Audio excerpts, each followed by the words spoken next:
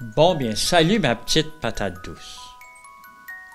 Je viens aujourd'hui continuer mon conte avec toi. Et aujourd'hui, je vais te dire pourquoi je t'appelle ma petite patate douce. Bien entendu, ça n'a rien à faire avec Monsieur et Madame Patate, hein? Ces jouets que les enfants aiment bien. Non, c'est pas ça du tout. La patate douce, c'est quelque chose de très bon. Et mieux que les autres patates, ça a un petit goût un petit peu sucré. Et c'est ça qui fait qu'on l'aime bien. Parce que tu sais, des patates, il y en a de toutes les couleurs. Il y en a des rouges, il y en a des blanches, il y en a des jaunes. Mais ce sont toutes des bonnes patates. Et on peut les servir de toutes sortes de façons. Il y a des patates qui sont pilées, il y a des patates au four, il y a des patates qu'on peut manger en frites, et de toutes sortes de façons. Mais la patate douce a toujours une bonne petite saveur tout à fait spéciale pour elle.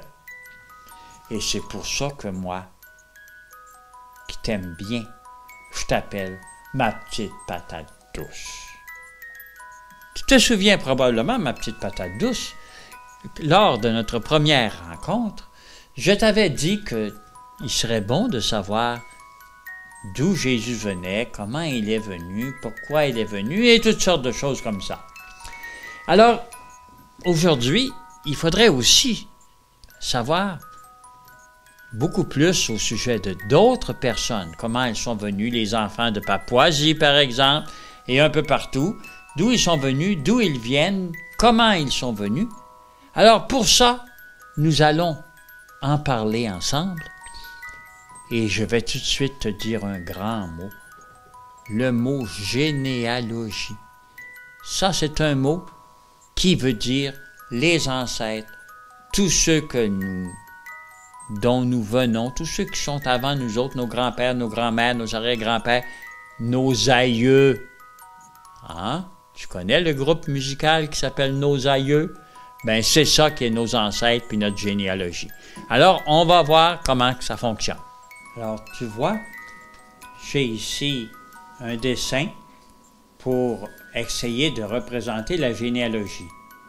Mais c'est un dessin d'un plant de patate. Parce que tu sais, dans un plant de patate, une patate, ça vient jamais tout seul. Il y a toujours beaucoup de patates qui sont ensemble. Alors, c'est pour ça qu'on a pris un dessin comme celui-là pour te faire comprendre qu'est-ce que c'est qu'une généalogie, celle de Jésus, et puis bien entendu la tienne aussi. Ce sont tous ceux qui sont ensemble. On ne connaît pas tous les ancêtres de Jésus. On connaît Joseph et Marie, ses parents, bien entendu. Il y a Anne et Joachim, ses grands-parents. On sait que Jean-Baptiste était son petit cousin. Et on en connaît quelques autres, mais pas beaucoup. Mais Jésus, on sait qu'il était un descendant de David et de Salomon, deux rois très importants dans son pays. Et Jésus était un de leurs descendants. Mais tu sais que, comme Jésus, toi aussi, tu as une généalogie. Alors regarde, sur cette deuxième partie, là, tu auras écrire ton nom, écrire aussi le nom de tes parents, de tes amis, tes oncles, tes tantes, de tous ceux qui font ton entourage, afin de connaître toi aussi d'où tu viens.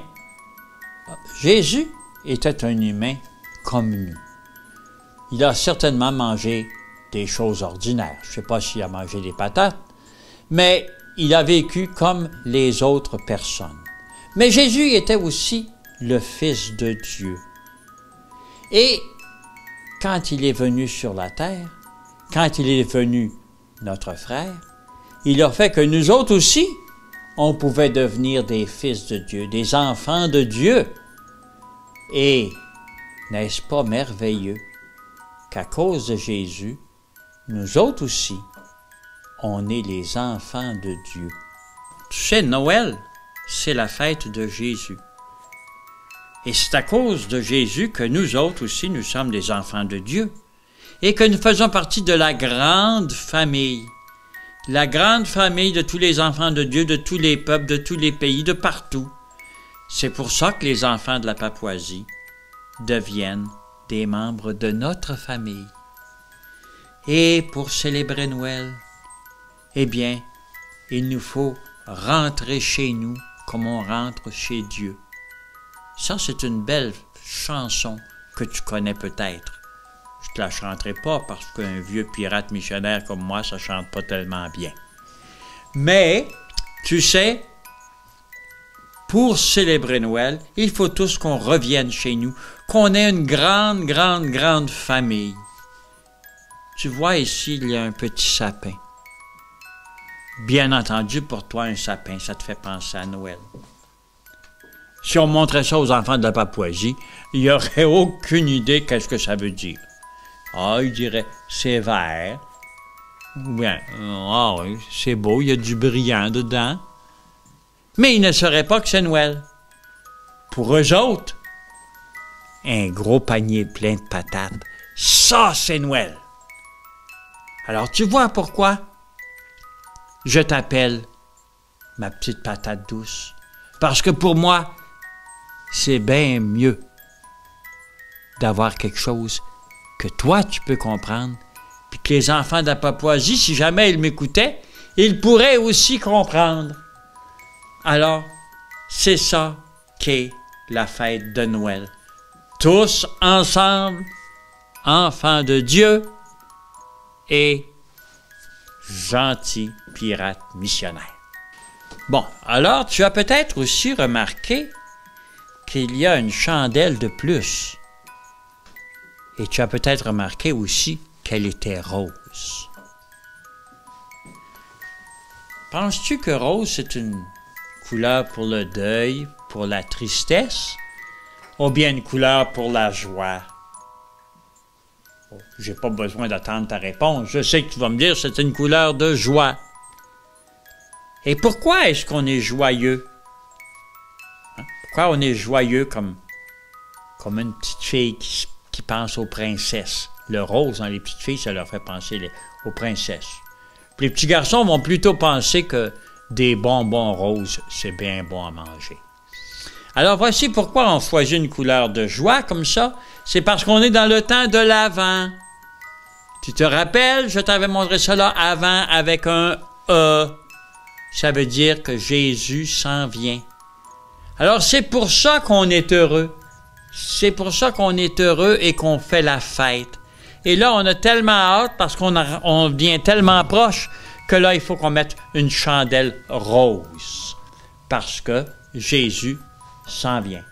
Depuis le début de la rencontre, tu as probablement remarqué que sur ma table ici, il y a un drapeau. Tu es certainement habitué au drapeau du Canada, avec la grosse feuille d'érable rouge au milieu, ou bien au drapeau de la province de Québec, qui est bleu et blanc, avec des fleurs de lys. Mais celui-là, ce n'est pas le drapeau du Canada, ni de la province de Québec. Tu l'as probablement deviné. C'est le drapeau de la Papouasie. Parce que tu sais que les gentils pirates missionnaires, cette année, pensent aux enfants de la Papouasie. Eux autres aussi ont un drapeau. Un drapeau, c'est comme un symbole, quelque chose dont on est fier. On pense tellement que notre drapeau, ça représente notre pays, ça représente qui nous sommes. C'est une chose merveilleuse. Alors, c'est pour ça que, sur ma table, il y a le drapeau des enfants de la Papouasie. Alors, aujourd'hui, ma petite patate douce, notre activité consiste à faire ta généalogie. Sur le site, tu vas voir qu'il y a un dessin comme celui-là. Et là, tu dois remplir les espaces dans les autres patates et écrire qui sont les personnes qui font partie de ta généalogie. Alors, maintenant, nous allons terminer pour aujourd'hui. Et pour la semaine prochaine, je te réserve une surprise. Une surprise qui te fera peut-être comprendre que tu n'es pas la seule petite patate douce que j'ai dans mon entourage. Tu verras que j'aime beaucoup de petites patates douces. Donc, au revoir et à la semaine prochaine.